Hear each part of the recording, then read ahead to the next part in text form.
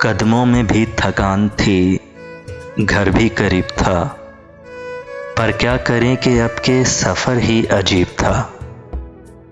निकले अगर तो चांद दरीचे में रुख भी जाए, इस शहरे बेचराग में किसका नसीब था।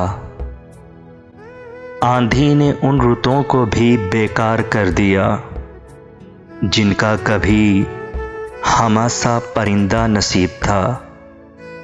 कुछ अपने आप से ही उसे कशमकश न थी, मुझ में भी कोई शख्स उसी का रकीब था। पूछा किसी ने मोल तो हैरान रह गया, अपनी निगाह में कोई कितना गरीब था। मक्तल से आने वाली हवा को भी कब मिला ऐसा कोई दरीचा के जो बेसलीब था। पर क्या करें कि अब के सफ़र ही अजीब था। कदमों में भी थकान थी, घर भी करीब था।